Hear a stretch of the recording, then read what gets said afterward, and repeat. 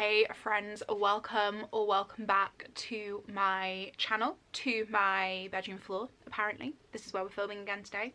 Don't know why, this is just what's happening. And welcome back to another monthly wrap-up video. Today I'm going to be running through all of the books that I have read in the month of February, and it was a pretty mixed bag this month. I'm not going to lie to you, it certainly wasn't as ambitious or as successful a reading month as January was, but it was still a fun time. We had fun. We had a lot of fun, in fact. But before we get stuck into the video, there are two things. Firstly, the elephant in the room. Yes, my hair is a very different colour than it was the last time you guys saw it.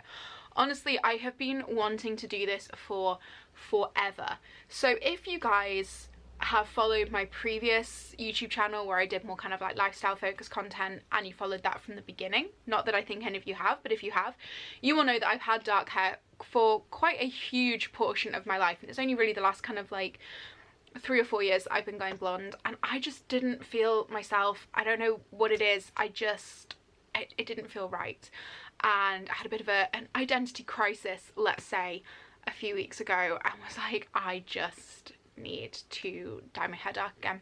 So this is what we did. I'm in my like literary, creative, poetic era right now, as you will see from some of the books that I have been reading this month, and so I just feel like this fits my persona a lot more than it did before. So the other thing I wanted to draw attention to is actually today's sponsor, which is Ana Louisa. So you guys may remember that I featured Ana Louisa on a video a few weeks ago, and they have very kindly asked to sponsor another video, and of course I'm going to say yes, because I absolutely love this brand. So as I touched upon in my last video, one of the reasons why I love Ana Louisa so much is their commitment to being environmentally conscious, to sustainability, and to remaining carbon neutral from cradle to grave. And like, the reason this means so much to me is a lot of my work in my day job is heavily focused around sustainability, the environment, and how we can mitigate some of the effects that our carbon footprint as a species is having on the planet.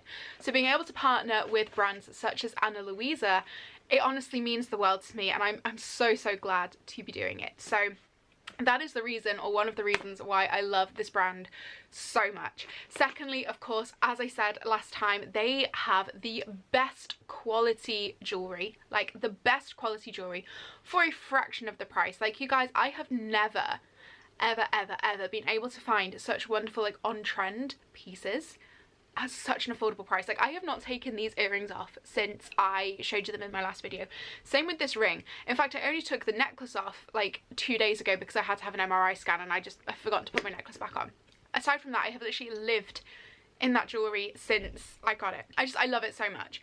So today I wanted to feature a few more pieces for you in case you need any inspiration for Mother's Day. I knew straight away what I wanted to get my mum for Mother's Day this year, and I'm going to show you guys that in this video. But if you, like me, are wanting to treat your mum this Mother's Day, there will be a discount code and a link in the down bar below, and also at the end of this video as well, so make sure you keep on watching. And for all my American subscribers, please don't panic or get confused. UK Mother's Day is in March, so don't worry. Anyway, I'm going to show you guys what I picked out. I'm in love with all of these pieces and I cannot wait to wear them. I literally am so excited. So as always, it comes in this lovely little recyclable box and recycled box. And then all of the pieces come in these adorable little pouches as well. Like, everything is sustainably sourced and sustainably made, which is just perfect. So the first things I'm going to show you are actually the Mother's Day present I picked out for my mum this year. So I wanted to do a little matching moment for her. I just thought it was really cute. So Ana Louisa do these absolutely gorgeous little initial necklaces. So I got my mum my initial, and then I got one with my mum's initial on it, so we can wear them together and be little twins. So I thought that would be super cute.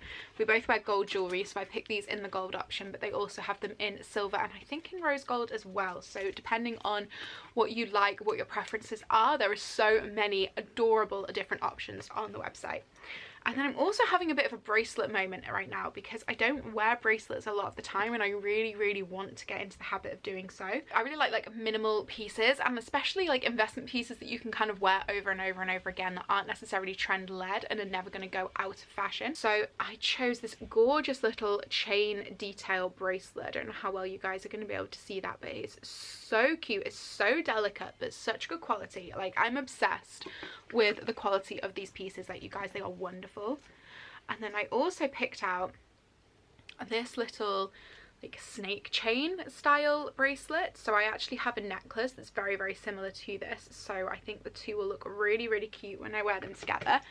And then lastly, I also got this slightly chunkier statement bracelet. This one's almost like a little watch chain, and I just thought that would look super cute as well. So like, I wear pretty much mostly gold jewelry. I have a couple of silver rings on this hand, but for the most part I wear gold jewelry every single day. So I love the amount of choice that these guys have on the website. It's so good. I literally just sit and like browse it on like a weekly basis for all of the jewelry bits that I really want. So anyway, that is Ana Luisa. Thank you so much for sponsoring this video, and like I say, wait to the end of the video, there will be a discount code and a link to shop if you're looking for Mother's Day treats, or even if you just want to treat yourself. Okay guys, so on to all of the books that I read in the month of February. It's actually not even the end of February as I'm filming this, but I know for a fact that I'm not going to finish the book that I'm currently reading, because I'm reading War and Peace, literally reading War and Peace right now. So I am like maybe a quarter of the way through it, but it's a 1400 page book, so it's gonna take me some time, and I'm certainly not gonna finish that before tomorrow. So yeah, I'm making peace with the fact that my reading target for the month has been slightly offset by the fact that I'm reading that absolute chunk of a book, and I am vlogging the process. So if you want to see me slowly like losing my mind reading Russian literature, then make sure you subscribe to this channel if you haven't already, because that video will be coming in a few weeks time, hopefully, depending on how quickly I can finish reading that book. But anyway, so I actually read 11 books in the month of February, and one of them I know I already spoke about. I spoke about it at the end of my January wrap-up, which was The Chain, which I gave 2 stars to, and honestly you guys, that is possibly one of the worst books I think I've ever read. It put me in such a bad slump as well for this month, which really upset me because I had very lofty ambitions for this month. So I wanted to be very kind of like romance orientated this month, and I wanted to get through kind of a big chunk of my TBR, because I do have like an out of control physical TBR at this point, and I wanted to try and get through a lot of that, and especially a lot of the romance books, as it is, you know, the month of love. And sadly I didn't manage to read as many as I'd hoped for, but the ones that I did read I really liked, and we are going to start off talking about Jasper Veil by Devney Perry. So this is the 4th book in the Edens series, and I've spoken to you guys before about how much I love the Edens. This is like a small town romance series set in Montana, and basically it follows the Eden family, who were the founding family for this small town, and each of kind of the current generation and their respective love interests. So this is the 4th book, and this was Eloise and Jasper. I really liked it. So this was kind of like fake dating, but take it one step further. This is fake dating, but we got married in Vegas, and we're just going to keep the illusion going for reasons. I honestly loved this. I gave it 4 stars because it wasn't quite that 5-star vibe for me. It wasn't my favourite out of the Edens. It's probably like up there though. I think my favourite one is still Garnet Flats. But yeah, I really enjoyed this. I loved Jasper. I liked this, felt a little bit more high stakes, and this was actually a little bit spicier than the Edens books tend to be as well, which I really enjoyed. I loved like delving back into this familiar town and these familiar characters. Like, the Eden family honestly feels like kind of an extension of my own family at this point. Like, it's got to that stage of obsession with this series.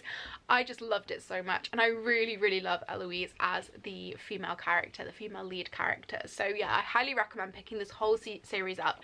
There's also a really nice little novella called Christmas in Quincy, which I did actually read in like July last year, which I kind of regret doing because it would have been a much nicer like Christmas read, but that's honestly like a hallmark in a book. Like, it's perfect, and yeah, I love it so much. I will never stop raving about this series and these books ever. Like, I love them. They were so good. Then we had A Loser's Part 1 by Harley LaRue, which again I gave 4 stars. It's a month with a lot of 4 stars, to be honest, in February. Like, nothing, well actually there was like 1 or 2 5-star reads, but the majority sat at the 4-star mark, which I don't think is a bad thing.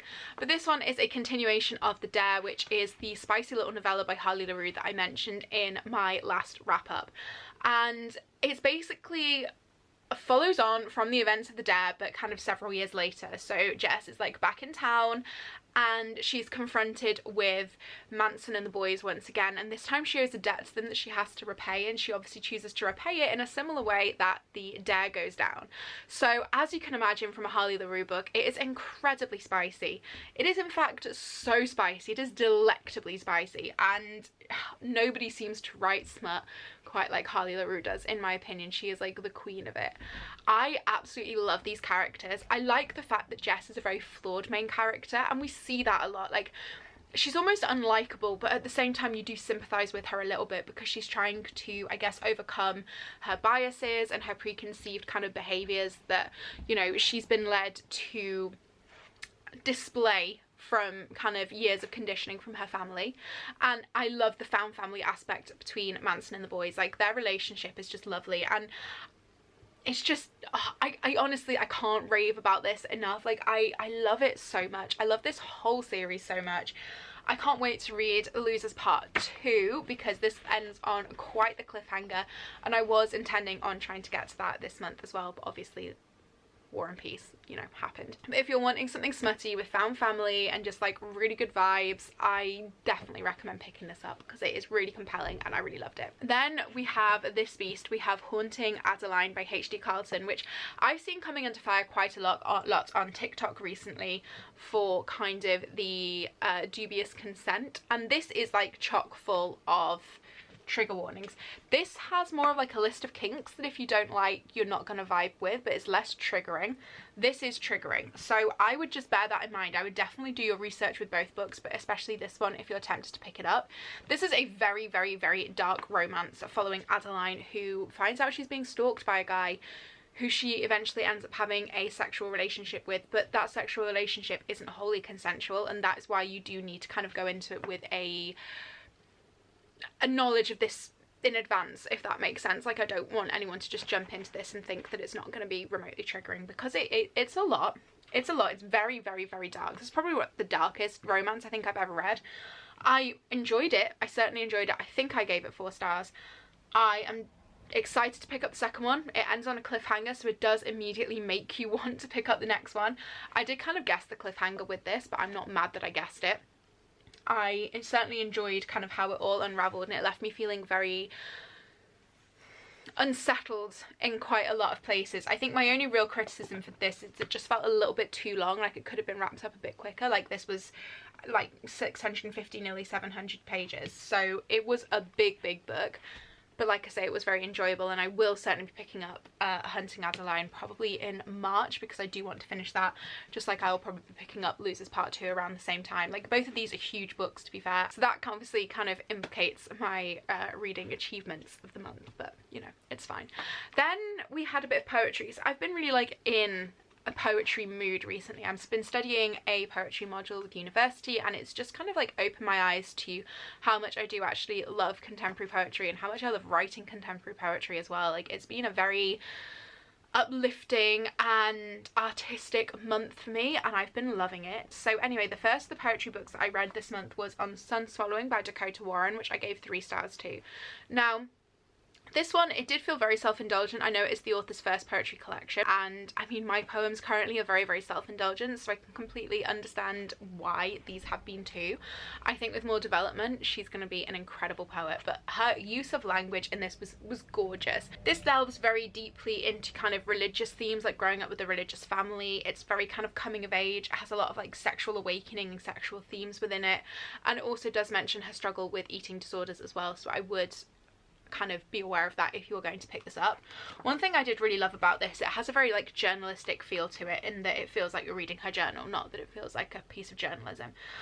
So there's very kind of like interesting formatting, which I really, really appreciated and enjoyed. There's a lot of imagery as well, which again, I really, really enjoyed that, because I just think it adds an element of like personality to it, which you don't get in many poetry books that I've read, certainly anyway. Gorgeous photos. So I really, really enjoyed that kind of like almost multimedia aspect to it. I thought it was really, really clever, and I really enjoyed reading this collection. I will certainly be picking up whatever the author does next. I know she has a YouTube channel and a TikTok, which I am subscribed to, so if you guys are interested, definitely search her out. She has very, very pleasing aesthetics, and I really enjoy her videos, so yeah. Then I read Ruining Dahlia by C.R. Jane, and I actually gave this book 2 stars, which I was really sad about. You guys will by now have seen the video that I did for this. This was my Google number generator chooses my TBR, and yeah, I was sad that this wasn't kind of what I thought it was gonna be, especially because it started off so strong. But this book is part of the Mafia Wars series, which is a series where a group of authors have obviously collaborated together to each release like a interconnected standalone, so you don't have to read all of them, you don't have to read them in order. This, I think, might be the first one or it might be the third one, I'm not too sure. But yeah, it just wasn't great. Like, it's pegged as a reverse harem mafia standalone. And I suppose it does have all of those things. It's just done so badly, honestly. The writing just really let it down. I really just didn't enjoy anything after the first kind of third of the book. There was some incredibly triggering scenes and subject matters in here which I didn't feel like needed to be in here. Like, there's a lot of self-harm content. If that is something that bothers you, definitely do not pick this book up, because it is literally all over, it's rife, and that bothered me a lot. I don't know, it just felt very weak. It felt like it was too long. It felt like it needed about 6 more rounds of editing and just somebody to really like hammer home on what the author was actually trying to do with it. So I don't really recommend this one, to be honest, which I'm sad about because it was also a Christmas present, and I don't like not liking presents. Like, I feel really guilty if I read a book that someone bought me and I don't like it. But anyway, speaking also of Christmas presents, this is one from a few years ago now. This is The Love Hypothesis by Ali Hazelwood, which was my first 5-star of the month. Thank you to Ali Hazelwood for this absolute work of perfection. I don't know why I slept on this so long. I loved it. I ate it up. I was obsessed. I started off being like, oh yeah, I'm just gonna read this cutesy little romance and like I'll have some fun, but whatever, to literally like highlighting the heck out of the book and just like wanting to dive into the pages and just live in the world with these characters. I loved it so much. I feel like everybody knows what this book is about already, because if you haven't seen it on YouTube, you will probably have seen it on TikTok. So I'm not gonna go too in depth, but for anyone who doesn't know, we have our main character Olive, who one day kisses her professor, well not her professor, but a professor at the university, at the grad school that she's at, Mr. Adam Carlson, the world's most moody professor. She kisses him because she needs to convince her friend that she no longer has feelings for her ex, because her friend wants to date her ex.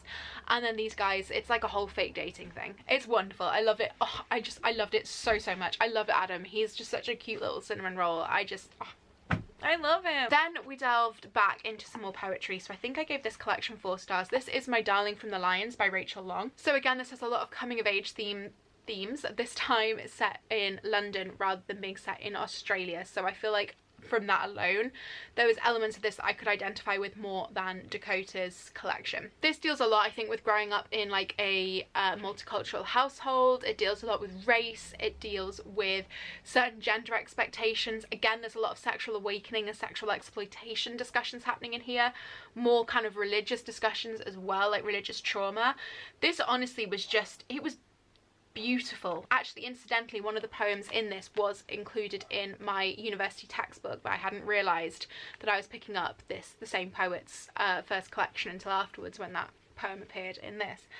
And yeah, I really enjoyed it. Her use of language is stunning. I think that's the thing that I've fallen in love with poetry. It's not just what you can communicate and what you can express through poetry, it's just how you can like wield language in the same way that like a painter wields a paintbrush, you know? It's just, it's so artistic and so beautiful, and I really appreciate it. So anyway, that is My Darling from the Lions. Then we read another small town romance. This one is The Bribe by Devney Perry, and I believe I gave this one 3.5 stars. So this is Devney Perry writing as Willa Nash, I should say. And so this is set in a wholly different small town in Montana, and this follows country singer Lucy Ross, who is hugely famous, and she needs to get away from Nashville because she is being stalked. So she runs to Calamity, Montana, where she bumps into the local sheriff, Mr. Duke Evans, but she actually has already met Duke before, and there's a whole thing, there's mistaken identities, there is a lot that goes on in this book, and it's really compelling. It feels more high stakes than quite a lot of Devney Perry's other small town romance books, but it also gives me a lot of insta love, which is why I kind of gave it as like a lower rating than her other books, because usually there's like an element of like pining, mutual longing.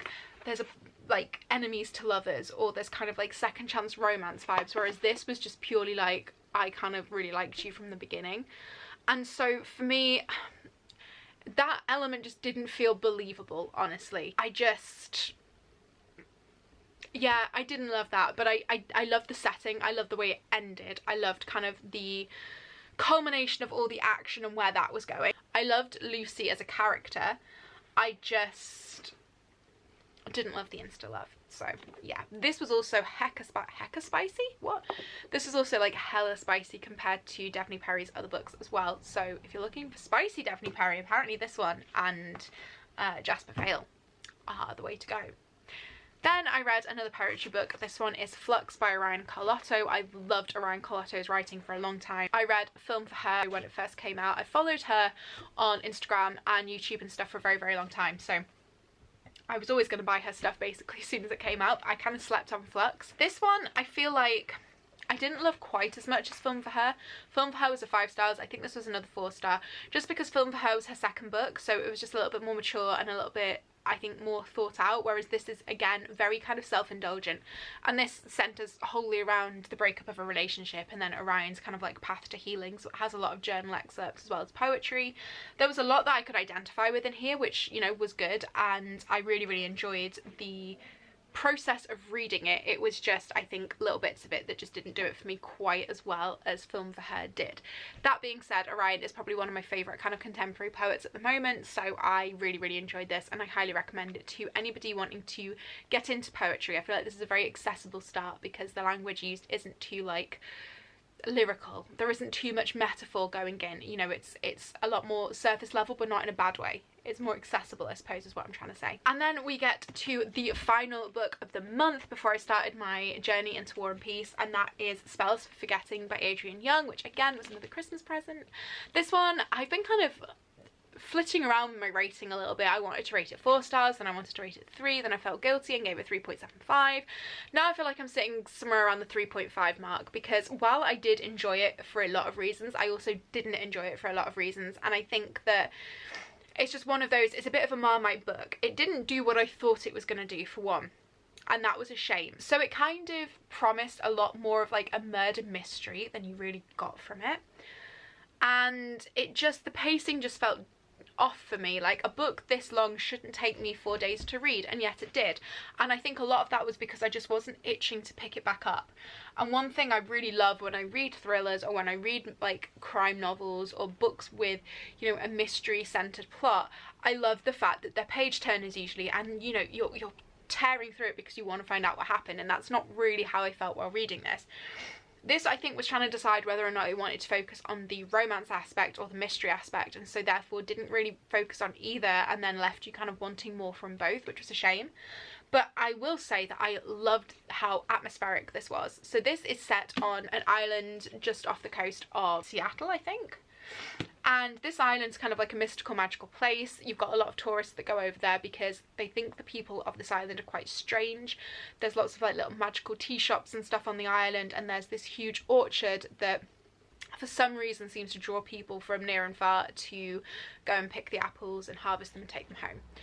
And so we're following Emery, who lives on the island, and August, who is returning to the island after the death of his mother to bury her. She wanted to be buried on the island, even though he did not want to return. And then as we delve further in, we discovered that August had something to do with the murder of Lily, who is Emery's ex-best friend, August's ex-best friend, and there was like a little group of them that were very kind of like interlinked when they were teenagers and growing up, and this is kind of like 14-15 years after this murder took place. So it is very magical, it is very whimsical. I really enjoyed that, and I enjoyed like the lyricism in the writing as well, because I think it helped get that atmosphericness over, but I just think it was just lacking something. It's very like, I guess, kind of cozy witchy vibes, so I suppose reading this in autumn, if you're wanting like a slow cozy read, this could be the vibe for that, for sure. It just wasn't what I needed at this point, which was like a fast-paced mystery. So yeah, that's where I'm sitting on it. It's a 3-star. I didn't hate it, I just wasn't obsessed with it, and that was a shame because I wanted to be obsessed. I'm obsessed with the cover. The cover's absolutely gorgeous. I just wasn't obsessed with the book, so there we go. So my friends, that is everything that I read in the month of February, plus a little bit of War and Peace. Thank you once again to Ana Louisa for sponsoring this video. If you would like to get some money off some beautiful jewellery for yourself or a loved one, use my code that will be on the screen now and also in the down bar below. Don't forget to let me know what you guys are reading, what you've been enjoying reading throughout the month of February, what you want to read during March. Let's have some bookish chats in the comments, and I will see you in another video very soon. Bye guys.